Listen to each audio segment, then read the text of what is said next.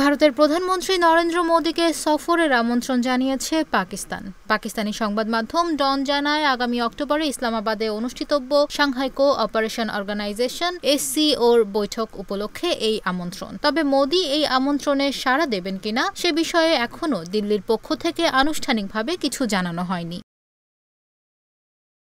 বৃহস্পতিবার পাকিস্তানের পররাষ্ট্র মন্ত্রণালয়ের মুখপাত্র মুমতাজ জাহরা বালোচ জানিয়েছেন, আগামী 15 এবং 16 অক্টোবর ইসলামাবাদে SCO বৈঠক অনুষ্ঠিত হতে চলেছে। এ উপলক্ষে SCOর অন্তর্ভুক্ত দেশগুলোর সরকার প্রধানদের আমন্ত্রণ জানানো হয়েছে।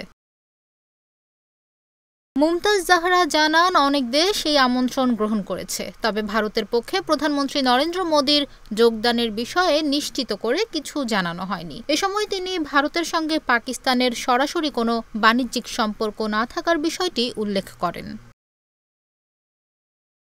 গত বছর SCOর একটি সম্মেলন হয়েছিল ভারতে। সে সময় আমন্ত্রণ জানানো হয়েছিল পাকিস্তানের প্রধানমন্ত্রীকে। তার প্রতিনিধি হিসেবে ওই সম্মেলনে যোগ দিয়েছিলেন পাকিস্তানের তৎকালীন পররাষ্ট্রমন্ত্রী বিলওয়াল ভুট্টো। তাই দিল্লিও কি এবার কোনো প্রতিনিধি পাঠাবে, নাকি স্বয়ং প্রধানমন্ত্রী মোদী যাবেন, বিষয়টি এখনও নিশ্চিত নয়। কাজাখস্তানের রাজধানী আস্তানায় এর আগে সাংহাই কো-অপারেশন অর্গানাইজেশনের 24তম শীর্ষ সম্মেলন অনুষ্ঠিত হয়েছিল চলতি বছর জুলাই মাসে। সেখানে প্রধানমন্ত্রী নরেন্দ্র মোদীর প্রতিনিধিত্ব করেছিলেন পররাষ্ট্রমন্ত্রী S জয়শঙ্কর। আর 2023 সালে SCO সম্মেলনে ভার্চুয়ালি অংশ নিয়েছিল ভারত। যুক্তরাষ্ট্রের প্রেসিডেন্ট নির্বাচিত হলে নিজের মন্ত্রিসভায় একজন রিপাবলিকান নেতা রাখতে চান বলে জানিয়েছেন ডেমোক্রেটিক পার্টির প্রার্থী কমলা হ্যারিস। গতকাল বৃহস্পতিবার মার্কিন সম্প্রচার মাধ্যম CNN-কে দেওয়া এক সাক্ষাৎকারে তিনি একথা জানান। CNN-এ কমলা হ্যারিস ও তার রানিং মেট টিম ওয়ালেজের পূর্ণাঙ্গ সাক্ষাৎকার সম্প্রচার শুরু হয় গতকাল বাংলাদেশ সময় সকাল 7টায়। প্রেসিডেন্ট প্রার্থী হিসেবে মনোনয়ন নিশ্চিত হওয়ার পর কোনো সংবাদ মাধ্যমকে দেওয়া কমলা হ্যারিসের এটি প্রথম সাক্ষাৎকার। সাক্ষাৎকারে কমলা হ্যারিস তার জাতিগত পরিচয় নিয়ে রিপাবলিকান পার্টির প্রেসিডেন্ট প্রার্থী ডোনাল্ড ট্রাম্পের তোলা প্রশ্ন নাকচ করে দেন। এছাড়া অভিবাসন নীতি নিয়েও তিনি তার অবস্থান পরিষ্কার করে বক্তব্য দেন।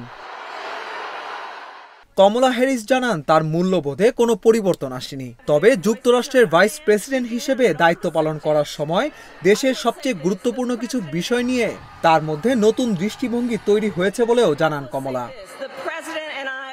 ডেমোক্রেটিক পার্টি থেকে যুক্তরাষ্ট্রের প্রেসিডেন্ট প্রার্থী হিসেবে গত 22 আগস্ট আনুষ্ঠানিকভাবে মনোনয়ন গ্রহণ করেছেন কমলা হ্যারিস। আগামী 5 নভেম্বর যুক্তরাষ্ট্রের প্রেসিডেন্ট নির্বাচন অনুষ্ঠিত হওয়ার কথা রয়েছে। ওই নির্বাচনেই নির্ধারিত হবে কমলা হ্যারিসের ভাগ্য। এদিকে বার্তা সংস্থা রয়টার্সের নতুন জরিপে দেখা গেছে, ট্রাম্পের চেয়ে 4 পয়েন্টে এগিয়ে আছেন হ্যারিস। নারী ও হিস্প্যানিক ভোটারদের কাছেও 13 পয়েন্টে আগানো তিনি। তবে শ্বেতাঙ্গ ও পুরুষ ভোটারদের জনমতে এগিয়ে আছেন সাবেক প্রেসিডেন্ট ডোনাল্ড ট্রাম্প।